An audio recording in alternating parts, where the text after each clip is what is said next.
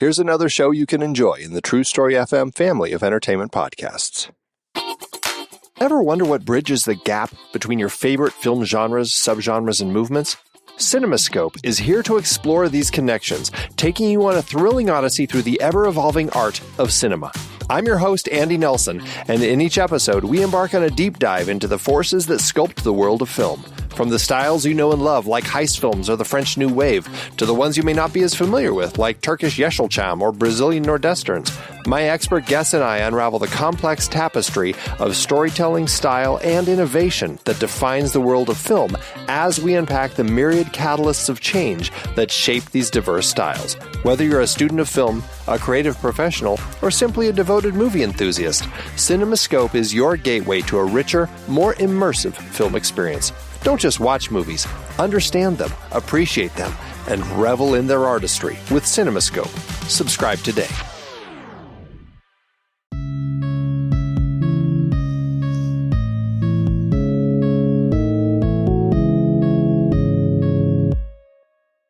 Hello and welcome to this episode of the Star Wars Generations podcast. Friends, we have talked all about the Acolyte. We have gone on discussions of books. We have watched While the Child Mocks Me on camera, which you can see if you check out our stream or on YouTube.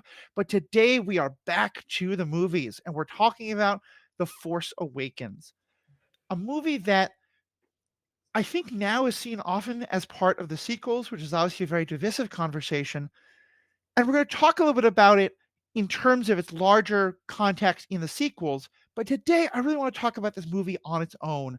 And I'm doing that with Erin McGowan and Alex Korman, the Star Wars Generations crew, back together again. Erin, let's start with you. And I think for all of us, I want to start with, where were you in terms of Star Wars when you first saw this movie? Yeah, so I feel like, when did this movie come out? Like 2015? 2015. Mm-hmm. 2015, so I would have been 13. I was like at that age where I'd kind of like grown out of like the childhood phase of like, yeah, nerdy stuff, and kind of got into the teenage phase where it's like, is that not cool? However, I was homeschooled, so nothing I did was cool. So when I saw this trailer, I was hype. Like, I forgot all about anyone who said it wasn't cool. Like, me and my dad were so excited, and we went to see it in theaters, and it was like, just watching it again and paying attention this time around, I'm like, I could really see myself back in those like theater chairs, like getting fucking goosebumps, jumping so high when Kylo Ren let that blaster bolt go. Holy shit, I almost hit the ceiling. That was so scary. But yeah, so I was in a phase where I wasn't super on to Star Wars, but the moment I saw the trailer, I was like, oh, we are so back. Yeah. It's awesome. Where were you at, Alex? Yeah. So this movie is really special to me, I think, from a psychological standpoint, because, I grew up deep in the fandom from when I was real young. And this movie came out when I would have been, I guess, 18. I was in my freshman year of college. And, I'd always thought when I was younger, I was getting the 6 movies and the Clone Wars, and that's all I was ever going to have. And I was okay with that. Like, I loved it still. But when this got announced, I physically couldn't believe it. And then I actually remember that it was announced and the trailer came out exactly a week after my dad died in 2014. And so it was like the one thing that like was bringing joy to my life at that point in my life. And like, I think I watched the trailer probably 100 times. I just kept rewatching it and rewatching it because it was like this excitement was overcoming me. And, my dad was the one that introduced me to Star Wars. And so it was like this super special thing. And so the movie comes out and I go with one of my really good friends from childhood.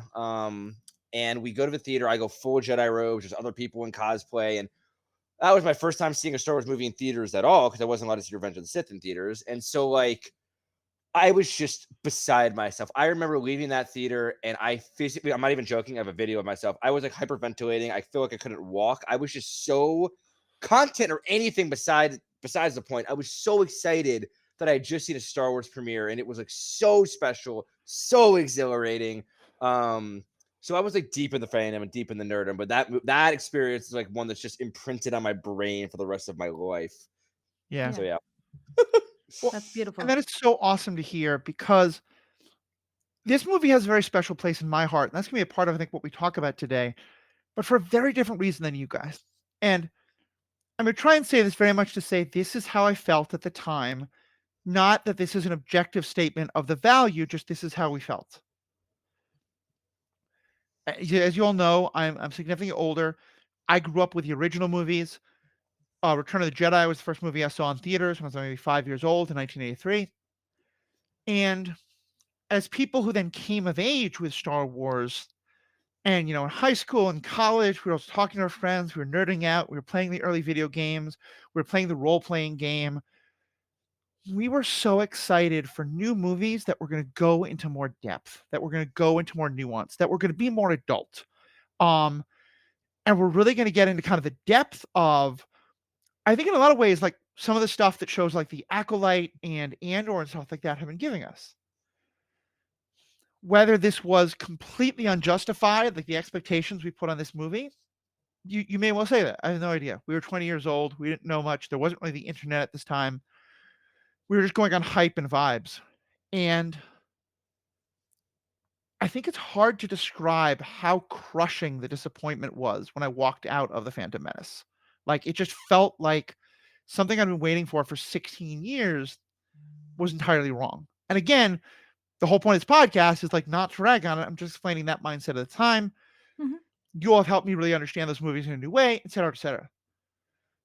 But like, Erin, I almost called you Ashley, funny enough. Erin, you because of Ashley and Ahsoka and all that. Mhm. You talked about like Star Wars not being cool. I think that was a big thing that happened, is that beyond even just some people not liking Star Wars, it was kind of like the rest of the people who'd been kind of holding it in for a little bit and been like, okay, you guys are going to get your movies again. Maybe we have to put up you nerds for a while.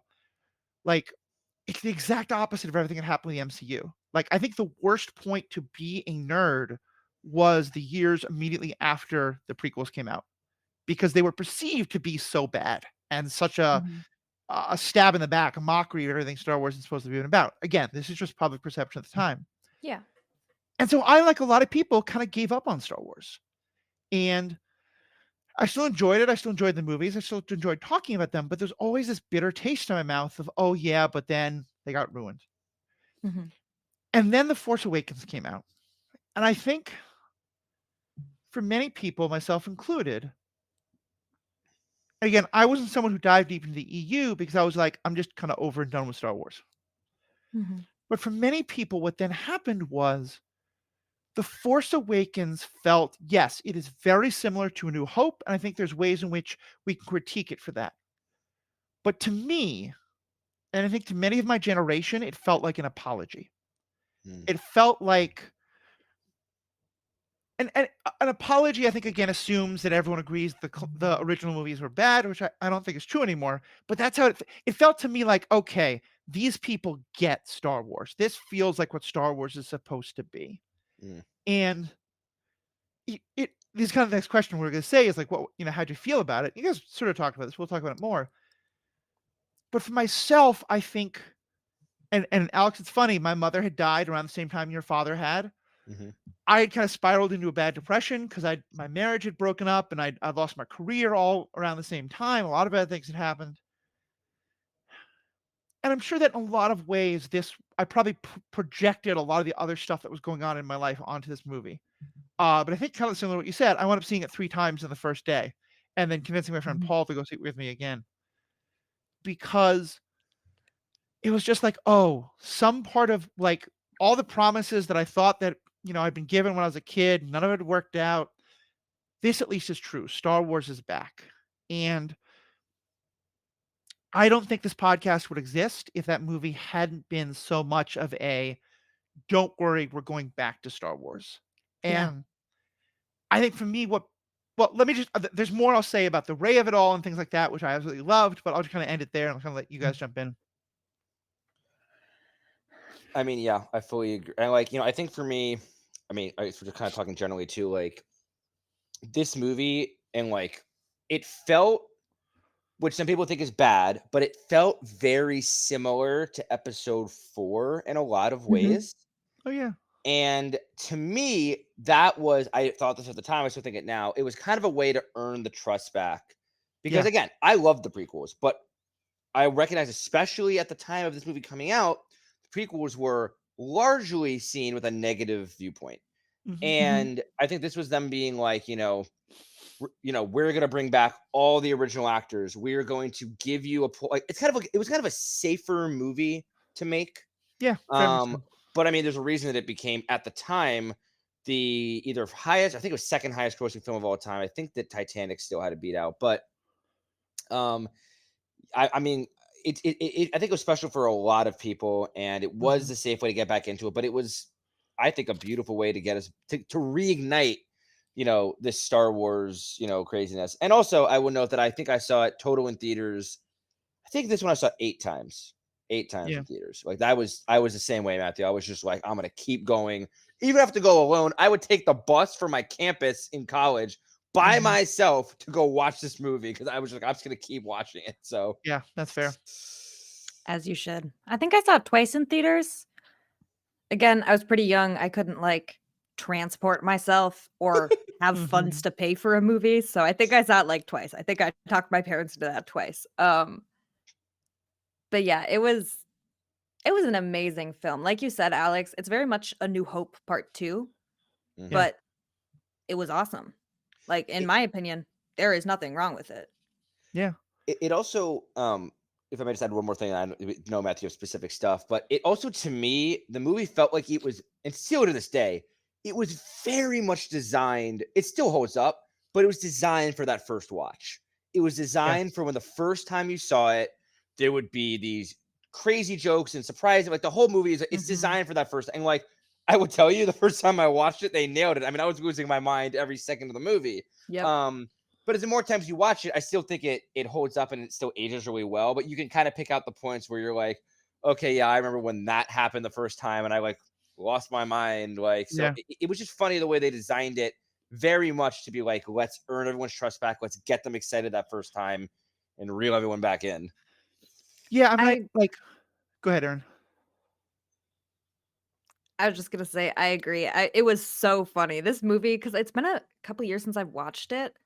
Oh my god, it's so funny. And like rewatching it, thinking of how many things I used to quote when I was a teenager that I didn't even realize were from this movie. Like I would always go, "That's mine." Oh, I do that all the time. All the Mhm. time. My friends all That's called each not other how Big the Deal force for a little works. while. You're a big Yep. deal in Resistance. You're a big deal. Yeah, I think it's kind of why this movie gets put in a kind of a weird place today because I think now, especially when people really hate the sequels, I think this movie gets shit on a lot. And I think that there's something to be said for the fact that I think this movie is a lot more style than it is substance. Yes. Like, the more I watch it, the more I come to realize that a lot of it doesn't make any sense.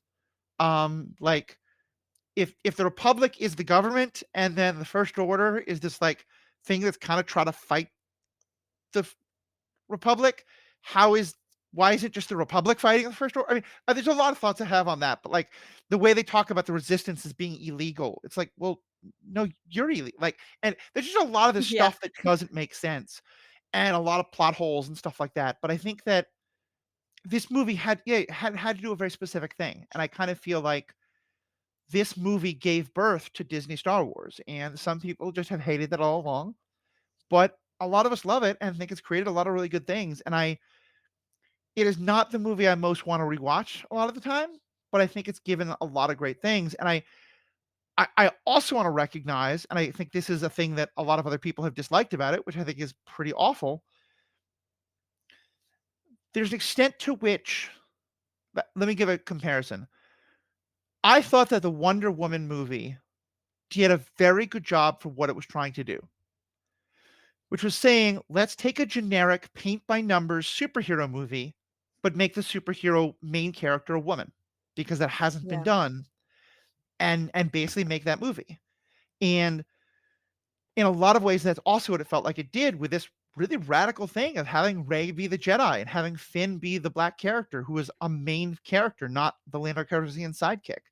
Um, and I'll kind of turn it to you. I'll kind of turn it to you, Aaron. What did it mean for you to have Rey be that important a part of this movie? I feel like that's a big question. Mhm. Honestly, again, hormones. I was a teenager, right? And so I feel like I was very much a tomboy at the time. Uh-huh. Like it was me and my best friend. She was the girly girl and I was like the tomboy. So like people were like, "Oh my gosh, it's a girl Jedi." I was like, "Fuck you guys." Like I hated that. But I That's fair. loved Rey as That's a fair. character outside of like how people were like pushing it maybe. I don't know, cuz people Right. are like, "This is the first time you've seen it." This is it. I just remembered why I would get pissed off because I'm like, no, fuck you. Ahsoka's a girl Jedi, and Yeah. she's better than Rey. So I don't want to hear it. Like that I was can my see Erin opinion. doing this. I can Um, actively see 13-year-old Erin fighting a person over Ahsoka. Yeah. yeah, I'm No, like I will that throw totally makes hands. sense. It is like Rey does not top Ahsoka. She's had one movie. She just connected to the Force and used a lightsaber a little bit. Rewatching it, I'm like, damn, she is kind of powerful. But in my mind, I really had played it Oh, I down. got thoughts I have many thoughts on that, but Yeah.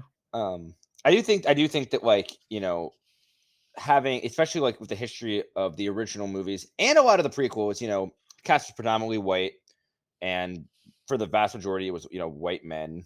So having two lead actors who was, a woman and then a black man was a huge step forward for Star Wars in general. Mhm. But unfortunately fueled a lot of hate Yeah. because of that early on. Um and we can People talk all suck. about, and I will talk about how they did my boy Finn dirty in the sequels, but that's probably Mhm. a conversation for another time. That's Yeah. for a different movie. I Today mean, we're that's just for talking about the beginning. today. In this movie, Finn was pretty badass overall. Freaking fantastic. Yeah. Yeah. Yeah. Yeah. All the characters made sense to me. Finn and Mhm. Poe were fantastic. I still think they should have kissed in I this have them movie. written down, bro. I was such a big Finn and Poe shipper. I was so mad they didn't fully send that. Disney are cowards. They're getting better, but Disney were cowards. Cowards. Especially because the actors have acknowledged, like, that's how they played the characters. Yeah, I mean, like, But it's blatantly obvious in the whole movie. I'm sorry, I felt very passionately about that. well, I think especially part of what I liked about them is that they did represent new kinds of characters. Like, Mhm.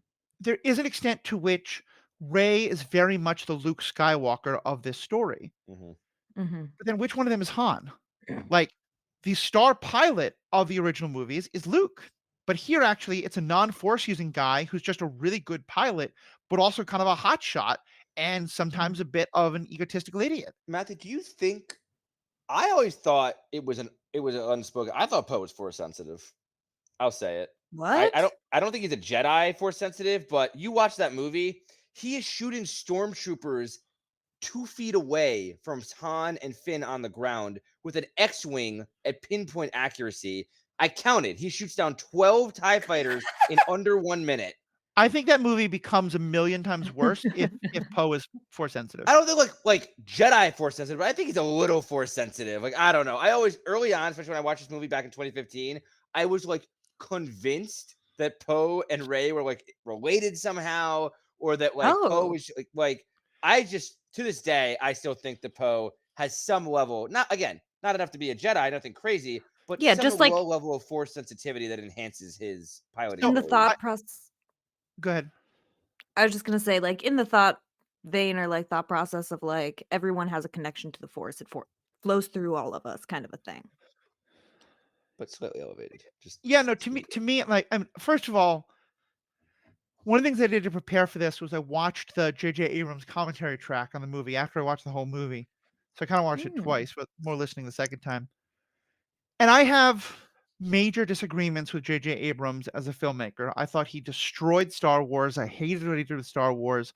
I despise Return of Palpatine or Rise of Skywalker. whatever the hell that movie is called. It's just so Love that bad that I movie. don't want to talk about it. But I will say there's a number of things I feel like I had a better understanding of his approach to Star Wars, even if I disagree with it, listening to the commentary track. And he specifically says we wanted a non-force sensitive person who was just a kick-ass pilot. Like, Boo. Boo, J.J. Abrams. Boo. but you and I aren't force sensitive. We can't relate to that. I don't want all the people to be great to be force people, because then it makes the fact that Finn is supposed to be force sensitive in the third movie a lot less special. I love the piss But man. also it just means that, like, why do we bother with Han Solo or Chewbacca if the best people at everything are always Force sensitive, and there's always going to be a Force sensitive person around? Then just to hell with all the rest of the characters. I see that point of Yeah. view. It's like you want there to still be someone that's super relatable that, in a world of mystical things that don't exist. Yeah. He just did. I think it's for me. It's just that like there's being a good pilot, and then the shit that Finn would do. Sorry, that Poe would do just seemed to be like almost too good. Like Han was a great pilot. We've seen great pilots in Star Wars, but like just the way that he was able to maneuver and shoot things, it always to me like felt almost like it was too perfect and too good. I want to say Han is a great pilot, but Han is a fucking messy pilot. He Like is. nothing he does looks nice or is clean. I feel like Poe is very clean with his Like flying. that was my point. That like I don't know. It just to me that's why I always felt that way because it felt like it was almost just a little too good. I feel like Poe is supposed to be as good as Wedge, and if Poe is I a think Force Poe's sensitive, better than Wedge. That's the problem. I mean Wedge. It's like we never saw someone go up against 12 TIE fighters. Like Right. it's so much an apples to orange comparison. Right. Yeah. Plus the fact that I do think we're supposed to think the Force, like the First Order, is still kind of in secret off on the edge of the galaxy.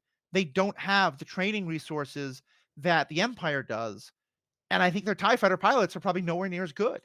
They did just kidnap children and force them into servitude, so it's probably fair. Mm-hmm. First Well, Order I mean, way. in the Clone Wars, child soldiers got the job done. But Yes, but the child soldiers were genetically engineered. These are just kids kidnapped out of their homes. okay, facts. So let's talk about the First Order. Let's. Yes. But What did you all think of that storyline of the First Order, the Republic, and the Resistance? And I was too young to care about it, or I just didn't care about it because lightsaber is cool, is a perfectly legitimate answer. it made sense to me. For me, I mean, I certainly didn't think about it back then. Like, honestly, by the end of the movie, I forgot about the Republic. I truly did. Like, I mean, they got blown up, so fair. it no longer applied to me. But yeah, rewatching it, I do kind of sit there and I'm like, wait, but if the Republic exists and the ruling power is not evil, why do we need another good power of people? I was like, Mhm. So I see that it is a little convoluted. It doesn't make that much sense because it's clear that the Republic was there to be destroyed as a way to make Starkiller Base and as a way to make the First Order menacing and scary. And then you can't just blow up every planet of the Republic and then somehow have people to fight back against the First Order. So I understand they kind of like just set it up as such, but I found it interesting that like Leia, who helped found the New Republic, was like, actually, I'm gonna do an offshoot and I'm a general now. I mean, like, fucking get it. Like, go Leia, go. Love her. She's a badass general. But it was thinking on it more, it is a little confusing of like, so what did happen with the New Republic? Then again, in the Mando series, we're seeing there's a lot of bullshit that happened with the New Republic. Right. Right. I mean, to me, it always made sense because the way I saw it was that, Project Cinder was put into place, which was like, the fallout plan from the Empire getting destroyed. And like the Empire was vast. And I mean, we've seen that. Like, we've seen the remnants of it existing. And so, like, the fact that like it was able to rebuild, and remember, this is happening, what is it, 20 something years after the end of Return of the Jedi? Maybe longer, 30 years. 30 years. 30 years. That's a lot of time to like rebuild and amass. I mean, you think about the fact that like from like when the whole empire's existence was less than 30 years. Yeah. So like I think it made sense to like these remnants, these people who still believe in the empire were able to like build up this force. And the Republic, was young again. It was kind of getting their shit together. They're trying to put out dissidents. And to me, the resistance was kind of like their military arm, militia kind of deal. And like they were resisting against, the First Order and this pushback, this rising threat that they know. I mean, they've known. You can see in Mando, they know that like there are still dissidents and Empire sympathizers that exist. And I think that resistance was just like this offshoot of the rebellion in the military arm of the Republic. The only thing to me was it was a little silly that it was called the Resistance because they are just a military arm of the Republic. But like it fits well, Yeah. I guess. See, I mean, I think they're very specifically not supposed to be connected to, like, the Republic is secretly funding them And that's Right. like they're not supposed to be doing that. They're very much not the military of the But they Republic. but like they are. Like they're not officially, but they are at the same time because like at no point unless literally when the First Order blew up the Republic, every warship that ever existed in the Republic were just in that system. I mean, where was the rest of the warships then? And the rest of the Well, that sequels? is something that they said in this movie is like the Republic fleets can't help us because most of them got blown up. Yeah, they distinctly say there's a Republic fleet that's separate from it, and I agree with you. I think that's I one of the understand your massive point. plot holes of the movie is that it doesn't make sense that like the entire fleet was around this one system of planets that got destroyed. Right. So I guess like not the official arm, but I guess like the undercover arm, like funding I mean, rebels. I don't, but like I mean, I mean, it's it. kind of like Mon Mothma and Luthen. Yeah. I think here's the way I look at it. I think at the time it it just didn't make sense, and it felt like one of the things that my friends and I had always been talking about, and I think is a very interesting story, is once an authoritarian government has fallen, how do you take over and both not have complete chaos, but also not become authoritarian yourself? Like to me, Mhm. that's a very interesting story.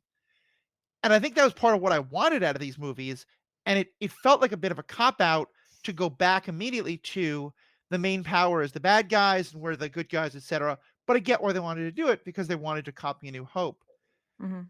I think, but I think, yeah, I think like I hear Alex, you're trying to kind of square the circle with Operation Cinder and some of the other stuff.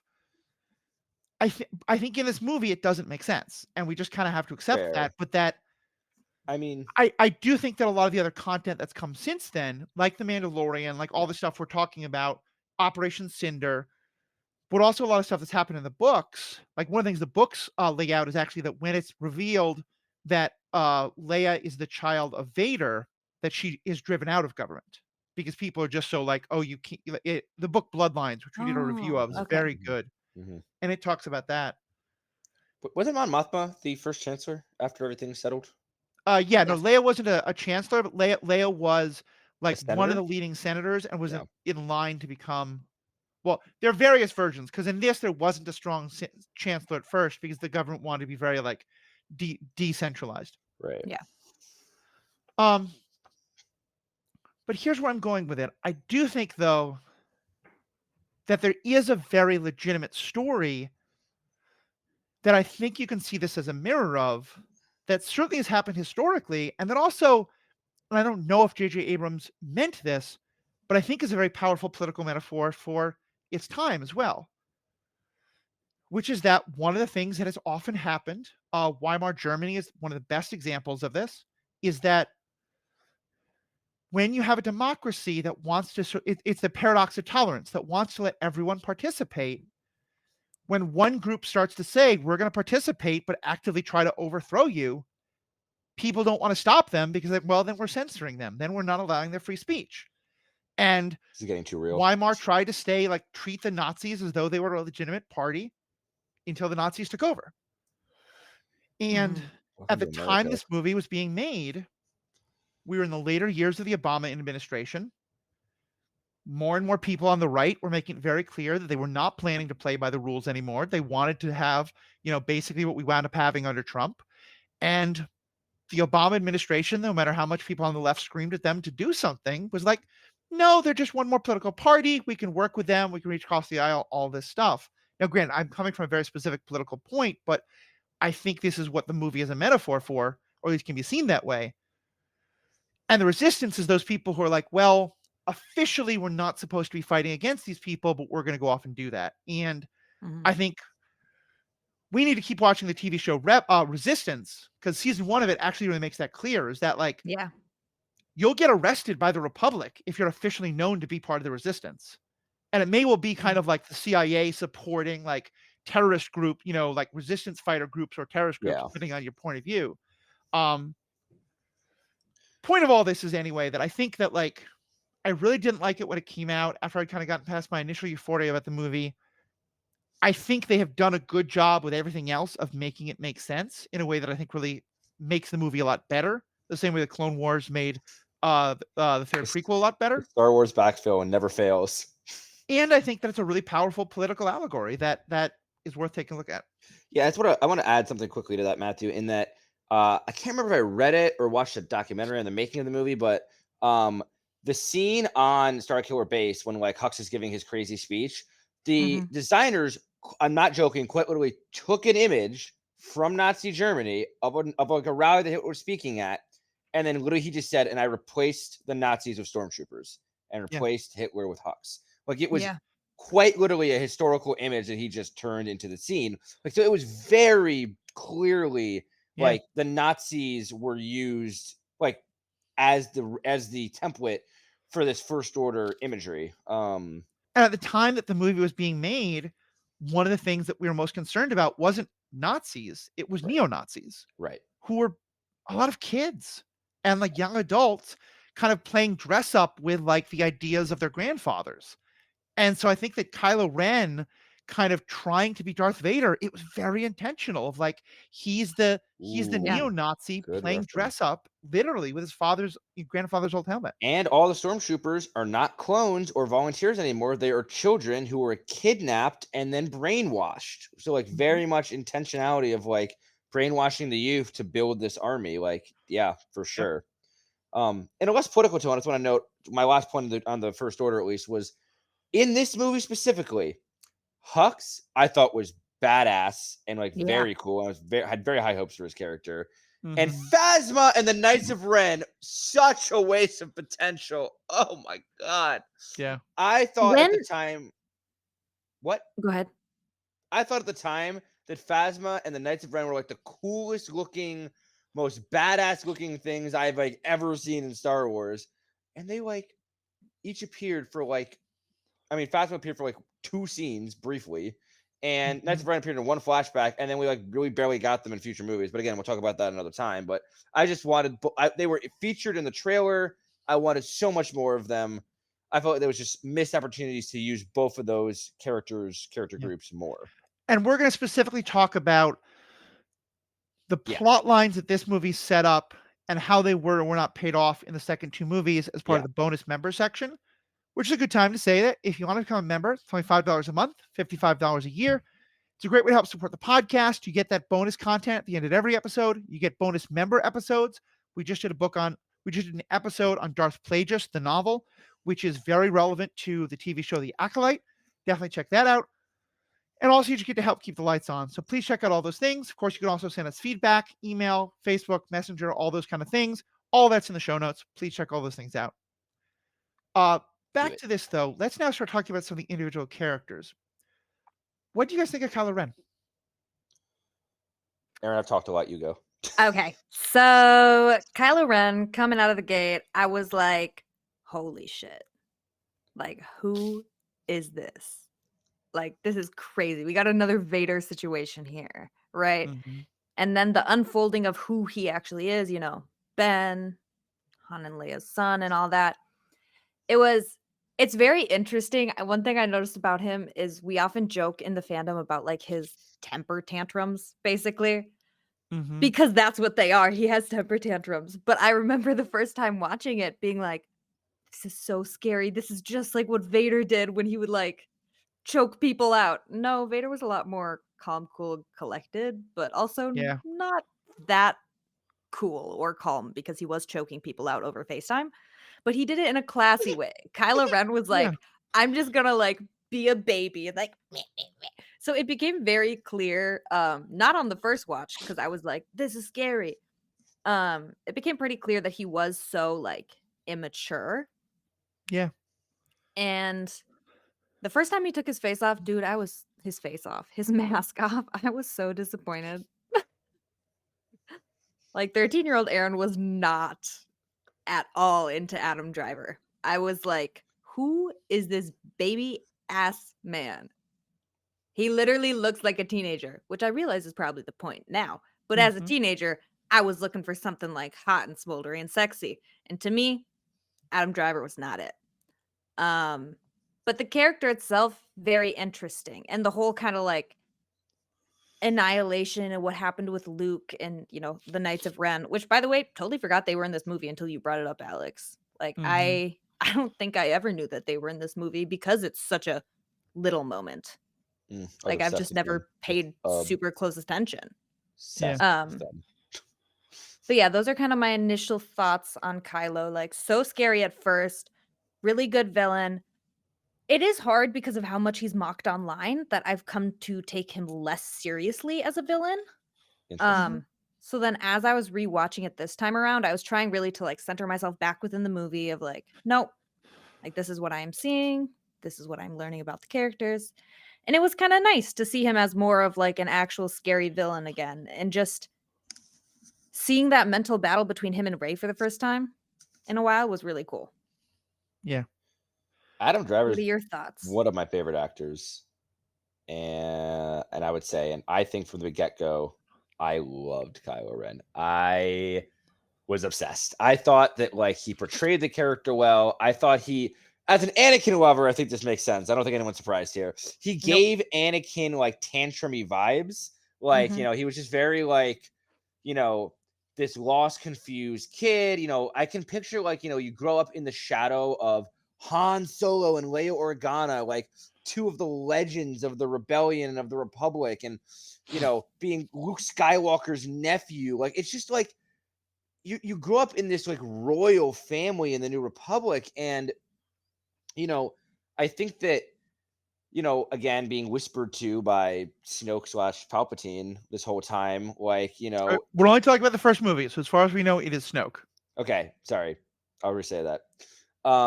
Being whispered to by Snoke this whole time, like this powerful dark side user. I think that like it like further sowed his like frustration, his doubts, his feeling small. Like it's like any kid in real life talks about like what it's like to grow up with like a really famous parent.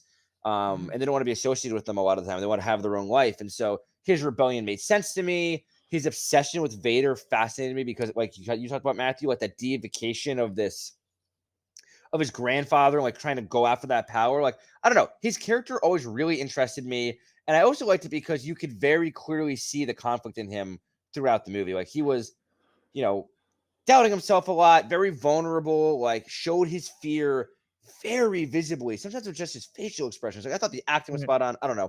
Kylo always interested me. And I also thought his lightsaber was very, very cool when I was 18 years old. And I still do. I thought his lightsaber was very scary and very fun.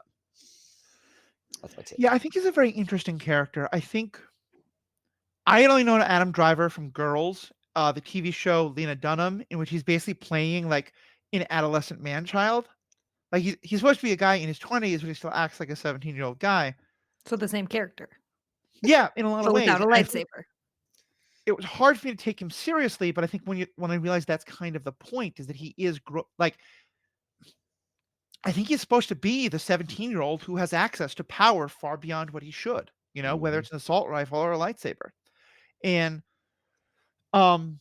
he is terrifying in a very different way from Vader, because Vader is ice cold and I have no care in the world. And it's I don't think Vader gets mad at the people and then kills them out of anger. I think he decides they are ineffective tools and he throws the tool away so that he can pick up another tool. And like in some ways that's worse, maybe. But in Kylo, at least, like Kylo doesn't kill the guy who gives him that bad news. He just destroys his own shit, which is like kind of dumb. Yeah. Damn. Wait, but also Matthew, he's kind of horrible as well.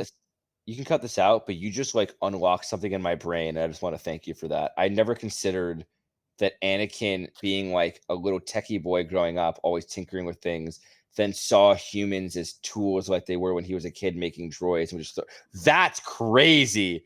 That's awesome. Yeah. I mean, like,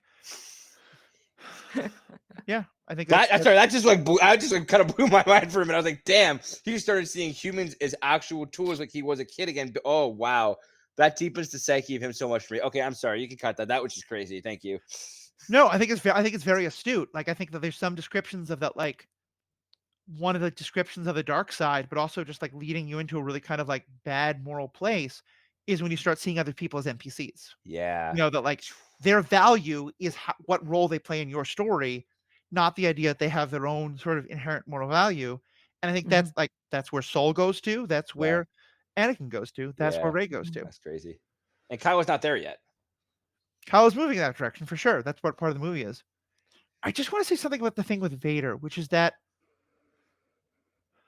first of all, I do think that Star Wars, like, the line is history becomes legend, legend becomes myth. And Mhm. Star Wars just wants to, like, skip over that, and with the 500-year process happen in 20 years. And it doesn't make sense in the prequels, and it doesn't make sense here. In terms of, like, Rey being like, "Did the Jedi really exist?" Like, it was 30 years ago, it wasn't 500 years ago. But what I did believe is the idea that everyone remembers Vader because for whatever reason, Luke never told everybody about Anakin coming back. Like that or he did, but that's just not the part of the story that gets repeated because the really scary villain is a lot more interesting than the scary villain who actually had a good side or whatever. Yeah. Because it feels to me like it's very clear that Kylo is worshiping Vader.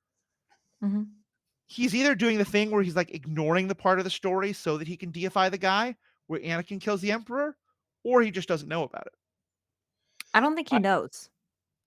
Yeah. Because looking at that scene, I mean, it's kind of funny. It's like, I feel like Kylo Ren is like, "I am communing with my grandfather," and Anakin's sitting there like, "No, God, no.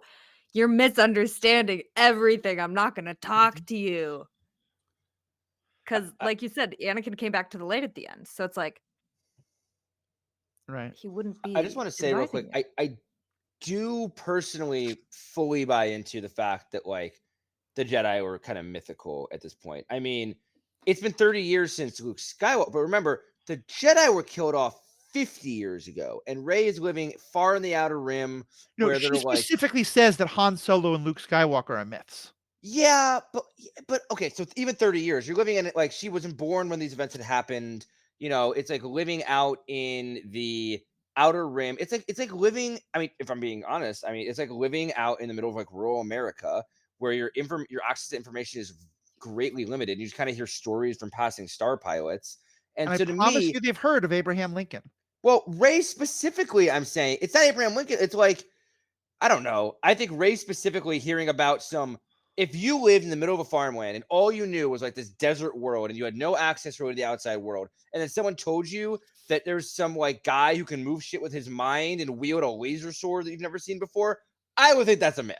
I don't know. I think like with limited information and the description, That Han Solo, I get that's less of makes sense Yeah. to me. But like if I heard a Jedi was real, I would say, yeah, okay, buddy, That's fair. Okay, That's fair. big deal. okay. Yeah, I feel like Um, the only thing that's hard to compare it to, like, anything here on Earth is that it is a galaxy, not an Mhm. Earth, and that is, like, it's a Yeah. vastness I can't imagine. I don't know what it's like to have other species and have other planets you can travel to. I don't know what the Neither does information Ray. communique would be like. She's never I seen think anything it's green. It just doesn't feel that's like it's true. consistent. Because then, like, at the end of Return of the Jedi, everyone knows all of a sudden. Like, I just wish they were consistent with it, but I meant it more as a joke, not something to take, like, No, offense fair, fair, on. fair, fair, fair, fair. Um, so what I wanna talk about, like, we talked a lot about Kylo, we haven't talked much about Rey, but I wanna kinda reiterate, like, I love Rey's character, I think that her growth is a really interesting story, Mhm. particularly because she in some ways here, she's the exact opposite of Luke. All Luke wants to do is get away, and then when he finds himself, like, pulled back into is the story of his family, which he does to leave Tatooine, but it's still about his family. For Rey, I think I never really saw much until this viewing of the movie, how much the struggle really is about. Can she let go of that hope of finding her family, of her Yeah. family coming back to her, so that she can go on and, accept the family that she's finding of Han and Chewie and Rey and Poe and Finn and Poe and all the rest of them. Yeah, I had kind of forgotten about that, aspect that she so badly wanted to go back to Jakku. Why does everyone wanna go back to Jakku? You know? Yeah. Um, until this watch around and I was like, "Oh, that's right," and then I was like, "Why is she still torn up about this?" And I was watching the acting and I was like, "Damn, she really believes they're coming back." Mhm. Like, obviously, I know that's not gonna happen, but, like, just reconnecting with the character's motivations, like, it's been nice, I agree. It's a really well portrayed character. I mean, Yeah. yeah, we don't know at this point, but like, I feel like if I was a kid, I would believe my parents were going to come back eventually if that had happened to me. Also, I don't know. When I was first watching this movie, and I wrote a lot of this down, maybe it was just me, but I felt like they were really pushing. I know that in later movies we learned other things, but they pushing that she was either related to Obi-Wan or Luke in some way. They're like hinting and dancing around it a lot. I had convinced myself that she was related to like Obi-Wan's granddaughter for so many reasons. Well, yeah, because she does hear his voice when she like sees the Mhm. lightsaber. She which hears both Alec Guinness and Ewan McGregor's voice. They brought Ewan McGregor in just for one line, which I was like, why would they do that? Also, Finn and Daisy Ridley, I'm sorry, John Boyega and Daisy Ridley, both British actors. They made Finn lose the accent, not Rey. Like, Obi-Wan has a British accent. I don't know. It just, there was so much to me that like lined up with that. And then like, you know, I don't know. And then like even also Maz Kanata said to her, the line is, you know, whoever you're waiting for on Jakku is not coming back, but there's someone that still could. Yeah. And then she said, and then Rey's like, Luke. And I'm like, what do you mean come back? She's never met Luke once. Does that mean that Luke knows her? Then I was convinced that like Luke had trained her and like wiped her memory or something. Like, I don't, there were some lines that were just very confusing in this movie about Rey's past. And I'm sure it was intentional, but I left the movie thinking, is she Obi-Wan's granddaughter? Was she trained by Luke? Is she no one? What is happening here? So I mean, good. Just real quick, the line you mentioned, I actually interpreted that in a completely different way. Like Please when tell me. Maz says, like, there's still someone who could. Like, they're not coming back, there's someone who could. She's talking about Finn. Because Finn just Yeah. left her. Like, in my mind, that's who she's talking about. Yeah, But it's Rey 100% about responds and Finn. says Luke. Directly after that, she says Luke. And Maz doesn't say yes. I think Rey's wrong. And Maz doesn't say Yeah, yes. no. Maz specifically made, I don't think there's any doubt in my mind that Maz meant Finn. And I have to never say, once thought that. That's crazy. we'll post all of Alex's wild. description because he does predict some things fantastically. Thank you. But reading it, I very much saw you as that guy in front of the board with all the red tape. Oh, like that was me. And first of all, it is for me essential to the story that Obi-Wan never had sex with Satine. Like I think that I don't want Corky to ever show up. I think he's such a betrayal of his character. I am so pro Corky. Also, I cannot take seriously a character named Corky Kenobi. No. Dude, come on, Corky Kenobi. That Corky was like my blood is my child. I was like, this is 100% the child of Ben Kenobi. And That now character Rey exists in Young Jedi Adventures only. Oh my god. Unless Anakin goes forward in time just to kill that kid. And we get to see that kid Order 66 at 8 years old in a brutal fashion. Damn. Jesus. For being a violation of the canon in the most awful way. Oh Anyway, though, not that I have strong opinions about this. Not at all. We'll talk more about this in the bonus section, but I think we should all agree, whatever we think of Abrams' vision and Johnson's vision, there was a failure on some level to get the two of them together and have a cohesive idea of what happens in these three movies. Because I think Rey is three different characters, and Kylo Ren is three different characters, and Luke is like at the end. And he made this before Last Jedi came out. This wasn't him like slamming on Rian Johnson. At the end of the commentary track, he says, like, we love that moment because we know this is the moment when Luke is going to accept his old lightsaber and return to the fight. And I was like, oh, that's not where it goes, friend. Yikes. And you can argue about that. We'll talk about that later. But yeah, I think I want to be very careful about, like, we can't jump too far down any one of those rabbit holes. I think, though, for me, though, again, it is, I don't want everyone to be connected. It's why I hate the whole Palpatine thing. I don't, it to me, it just makes the world so small if we think she's got to be connected to Obi-Wan or to Leia or, the secret love child of Lando Calrissian and Anakin's, sister on Tatooine or whatever the heck it is. Hey man, the secret love child of Lando Calrissian we'll talk about in another film. Oh, Didn't like that. Didn't like that. We'll get there. Let me ask you a question, Matthew. As the older guard among us of the original characters, Sure. did it bother you that in this movie, after like really pushing and pubbing the fact, the old cast is coming back, that we never got Luke in the trailer, that the first thing you saw on screen was that Luke Skywalker had vanished, and you only get him for like 30 seconds at the very end of the movie. Not the slightest. Not at all. I had Luke's story. Luke's story was done. Fair enough. I was very much ready for new people's stories. Fair enough. And I think most of that had been spoiled anyway. And certainly the fact that Han was probably going to die. I had been dodged all spoiled. of that shit. In part because everyone knew Harrison Ford only wanted to do one movie, and then only came back in the third because Carrie Fisher passed away. So no, I think I was fine with that, and I liked the story of him going away. And this brings us to, I think, one of the most interesting parts of the movie, Kylo killing Han Solo. And I want to get back to the Kylo and Rey of it all, but let's just talk about this. What did you all think about the way Kylo kills Rey? I'm sorry, the way Kylo kills Han. Kylo killed Rey? Spoiler alert. Oh no. Erin, go, please. It's very odd. I mean, I think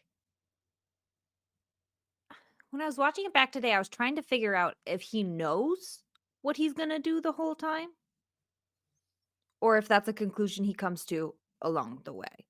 When he says, I know what I have to do, can you help me do it?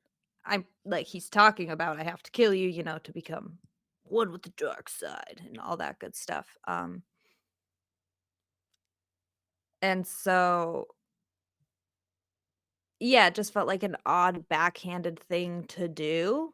But also, I mean, I was not surprised. I'm sitting there in the theater like, Han, back the fuck up. Why are you going up to this dude who has a lightsaber and kills people?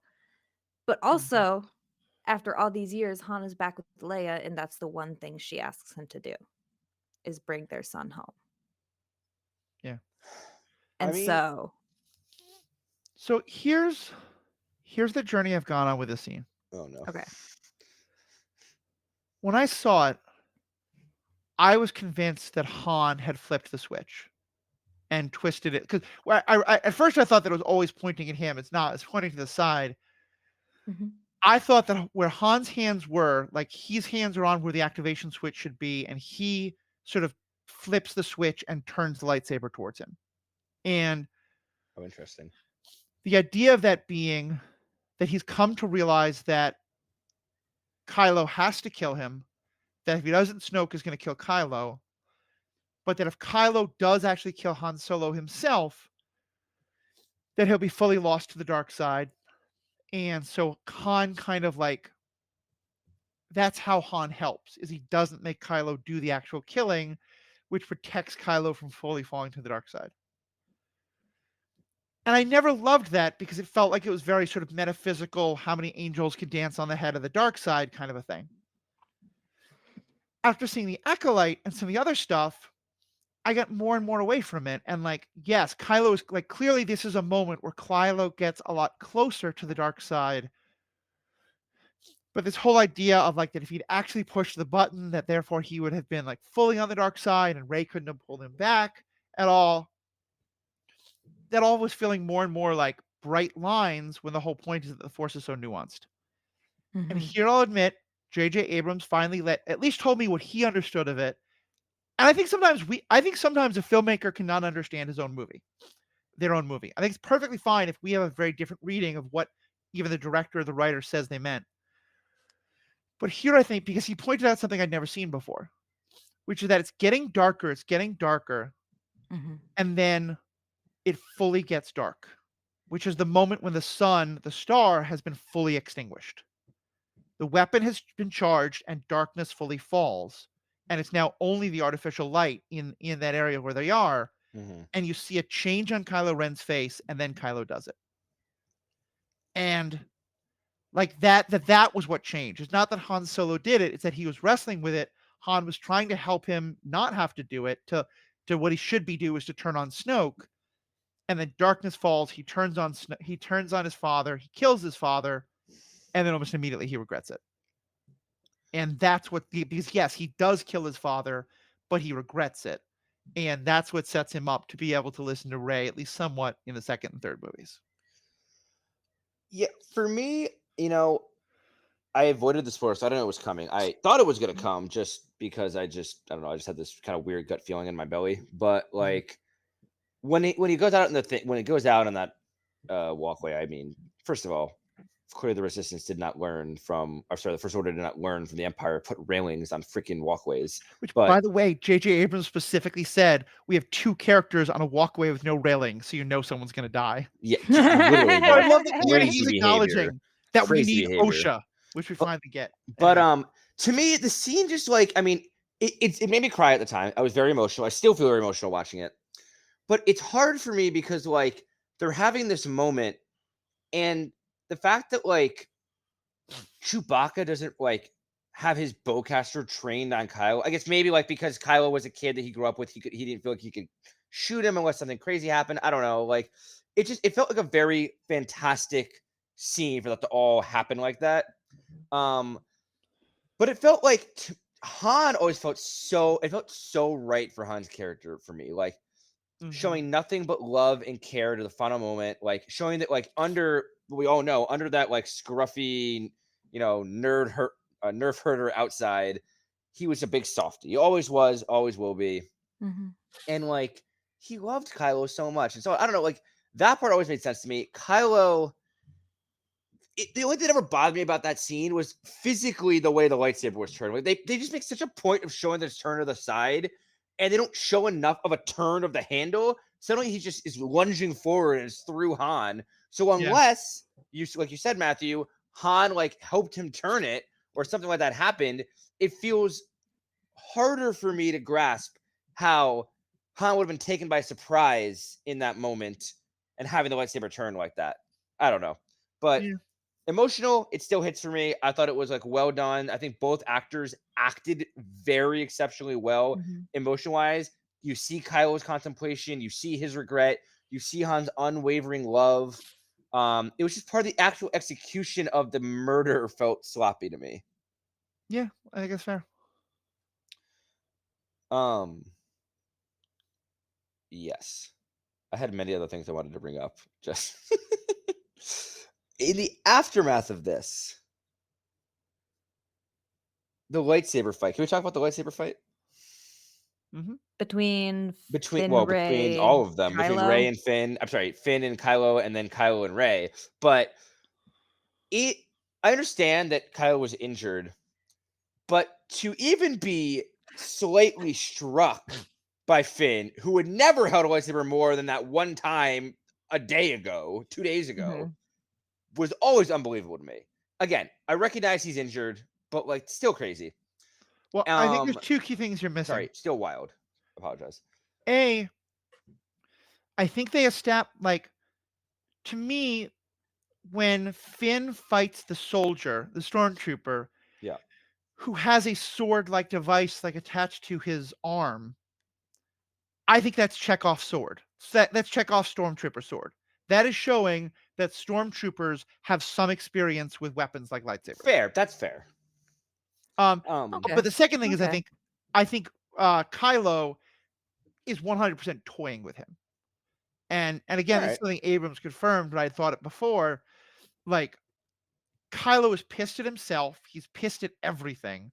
He's so conflicted in his head, and he's so in the dark side. He could force push this guy off the cliff. Right. He could stab him through.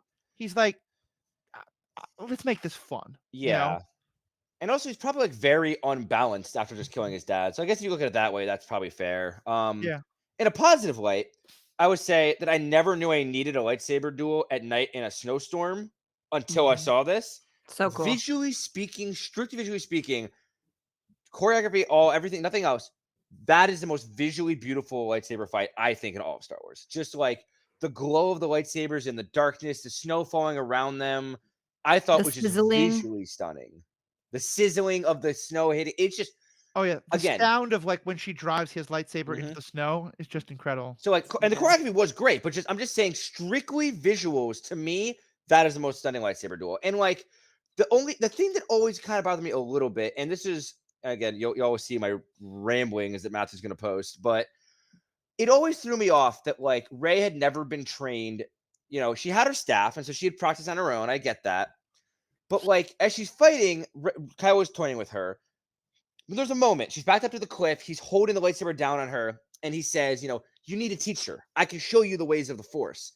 And it's like something clicks in her brain. She's like, "The Force." She like closes her eyes, she breathes in, and suddenly she's a different fighter. She's more accurate. She's on the attack. She pushes him back, and like I'm sure it catches Kylo by surprise. But like back in 2015, that is why I was so firmly a believer that like she had been trained by Luke and he like put a Force mind wipe on her or something, because I was like, how does Rey suddenly go to this super confident, powerful being?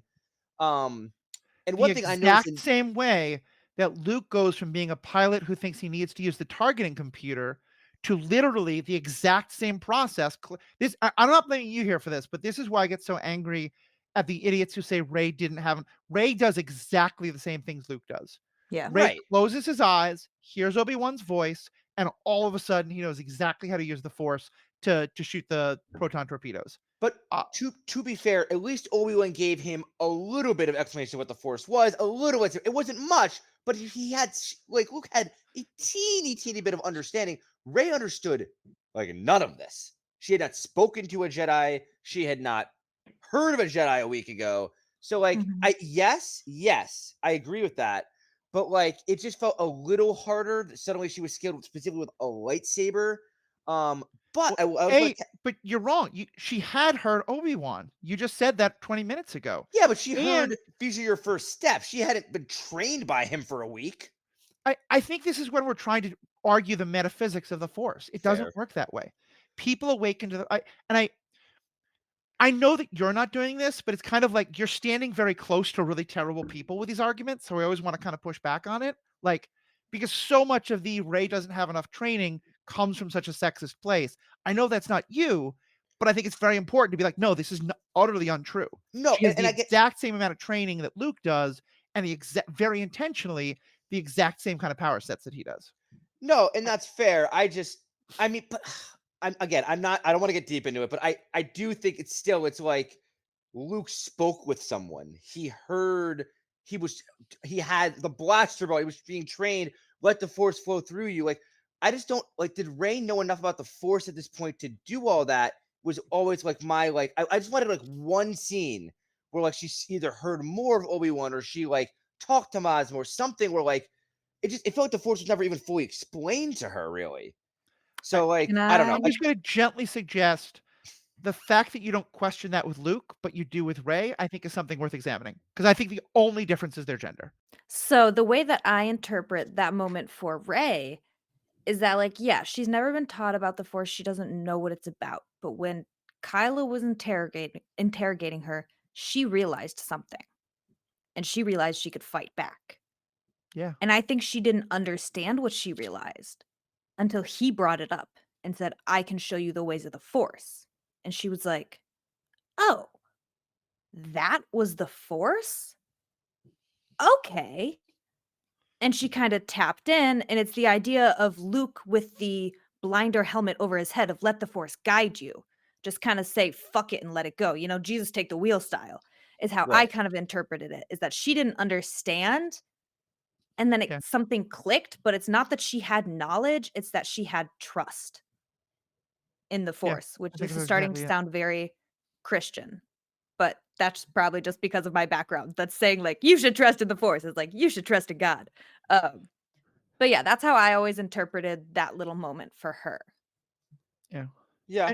And I think the other thing is that very much like, because I think people like, to me, if you're going to raise any of these complaints, the idea that Luke kind of fights Vader to a standstill when Vader and Anakin have been fighting with lightsabers for 20 years and he's been doing it for maybe a week. In both cases, Vader and Kylo are not trying to kill the other person. They're trying specifically to recruit them. Like when he said, like, because there's a part of you that's like, why doesn't he just kill her when she's closing her eyes and like meditating for a second? I think that's bad filmmaking. I think it should have been done a little different way to explain like why she's able to take that moment. But I think it's also like I think you do see him like being like, what's going on? I'm more curious now. He Mhm. wants to train her. He wants to recruit her. He's not trying to kill her. Yeah. To be fair, that did also bother me back when I saw, like, it bothered me that Anakin wasn't kicking Luke's ass more as well. I think maybe across the board, I get bothered when people can just automatically use the Force so Just are quickly. automatically good at stuff. Like, I'm not trying to say that it's just Rey or it's Luke, but like Ezra does it. So many Jedi do this, and it just bothers me that like no training, suddenly you can just. And I get like it's the whole like trust in yourself, and the Force flows through its thing, but like it's just such a leap, and maybe it just catches the other party off guard. But like you said, Vader's been using a lightsaber for 30 years, and Kylo's been training forever long, and Ezra fighting people that have been training forever, and like all these Jedi suddenly can just fight so well. It's always thrown me off. I get it, Alex. You're a wizard. And like all wizards who've studied for years, you're really bitter at the sorcerers I who just am. have this magical power I inherently, am. and the warlocks who have their magical sugar daddies and sugar mamas. But I do play a sorcerer in D&D, but it always pisses off my friends. But the last thing I want to say just on this quickly was that I actually interpreted it even more beyond that. I think Rey taps a little bit into the dark side. And in the novelization of The Force Awakens, it describes that she hears a voice telling her to finish Kylo off when she knocks him down. The official novelization that Disney approved. Doesn't say if it's Snoke, doesn't say who it is, just says that she hears a voice egging her on basically to finish Kylo when she knocks him down and slashes his face. It was my voice in the theater. Fucking finish him! Take him down! Bitch, this is your chance! I mean, I feel like a lot of people felt that. And she looked angry. And to me, like, that was like her first moment feeling the dark side and then winning, like fighting back against it and being like, no, I'm going to reject this, which was like, something I don't think Kylo was capable of doing. It's what separates her from Kylo Ren, and that Kylo Ren hears that voice. He wants to, like, maybe he does or doesn't, but he wants to finish the person. Rey says, no, I'm not going to, like, kill this unarmed person. I've beaten you. You're beaten. I won. Yeah. Like, well, and remember, like, this is when we're starting to explore these questions of, is the idea of the light side and the dark side always so black and white? Because remember, like, Rey does, like, she shoots force lightning at later points. She dives deep into the dark side in ways that terrify Luke. Ezra uses the force in ways that are dark side, but then pulls back some. So yeah, and again, I hate to keep quoting Abrams because I think he's just a really bad filmmaker, but I think understanding where he's coming from helped me understand this movie. He said that very specifically they wanted her to have that moment of, should I kill him, knowing that it's not the Jedi way, but she's not been taught that yet. And so it's very intentional that she's like, a part of her wants to do it, a part of her's hesitating, and then the chasm opens up so that she can't. Yeah. And I really like that we're supposed to feel like, yes, she's hesitating, but yes, she hasn't fully convinced herself not to, but then the opportunity is taken away. Yeah, when the Also, chasm opened, I always saw it as like, well, now she can't. Like, we'll never know if she was going to or if she wasn't going to. Also, I screamed when when he reached for the lightsaber and got to Rey instead. Oh, that was so I stood up good. and cheered. I screamed. Also, not only because it went to Rey, but because it was the biggest. Like, you just know that Kylo felt that so deep down that his grandfather's lightsaber he'd been seeking for so long, his quote unquote birthright, just fucking rejected his ass for Rey. Like, he was like, absolutely not. I'm going to a worthy person, and that's not you. And he looked so devastated and shocked. And he was just like, God fucking damn it. He whips out his lightsaber. Like, I cannot believe this. He really did. All right. Well, I think there's a lot more about this movie we can discuss. And I know we want to have a bonus section and do a little bit of promos at the end of here. So I'm actually going to declare that this is the end of part 1. That our next week, we're going to continue this conversation because there's a lot more about this movie to talk about. All the different characters, all the different scenes, so much to go into. We will still have a member bonus section. And actually, we're going to have a shorter member bonus section today where we're going to talk about some interesting developments in our own world that relate very much to the Star Wars world that Alex has some personal knowledge about that are worth talking about. At the end of next week, we'll do the how does this compare to all, how does our view of this movie change in light of the other sequels? But one thing that's important to know is that while we do this podcast, all of us have other connections to the Star Wars world. And one of us is about to be a featured creator at a con. conference coming up. Oh my Ms. gosh. McGowan, take it away. Thank you. Yes. So, guys, I'm super excited. I'm cheesing so hard right now. This end of this month, so August, it is the 24th and the 25th. Anyone who's in Minnesota, I'm gonna be up at a new Comic Con in Duluth called TeebCon, TEEB Con. Um, and yeah, like Matthew said, I'm gonna be featured, so I get to have my own booth. I'm gonna have a banner plugging myself and the podcast. I made little business cards that I'm super excited about. Again, plugging the podcast as well. Awesome. And yeah, hopefully I'll get to sell some prints of my cosplays. So I don't know if you guys are interested. If you happen to live in northern Minnesota and like Comic Cons, I would be thrilled if you guys came by. Like I said, I'll Yeah. have a booth so you can try to find me there. Otherwise, I'll just be wandering about. I don't think it's going to be a super crowded con or anything because, like I said, it's new. So Mhm. if you happen to be in the area or you just like Duluth and want to visit anyways, I'd love to see you guys. Come by my prints. No. Well, if someone can't get to Duluth but wants to get your prints, can they be mailed to them? Yes. Yes, they can. I still have to decide on which photos I'm going to do for prints. So I will keep everything updated. Once I get the photos I want to do prints of picked out, I'll probably do some stuff about that on my Instagram. Yeah. So just follow me at Lady Tano Creates for more updates about that con and about prints and stuff. Yeah, I'm so proud of you. I think that I remember when you were just kind of getting started with all this stuff. I think it's freaking amazing you've gotten to that point. Thank And you. yeah, anything we can do to support you. All the information can be in the show notes. Please check that out. Yeah, y'all get to her now before Erin becomes a big shot at Twin Cities Con and the lines are super long. Mhm. Yeah. I mean, Meanwhile, Alex has been doing some interesting thing and talking to some interesting people, and we're going to talk about that in the members bonus content. So hopefully you'll stick around for that, or just hit pause, go become a member, download the other version of the episode, and then you can listen to it right then. But for everybody else, thank you so very much. Send us your feedback. We have used the Force. Stay classy, Jakku. droid, please.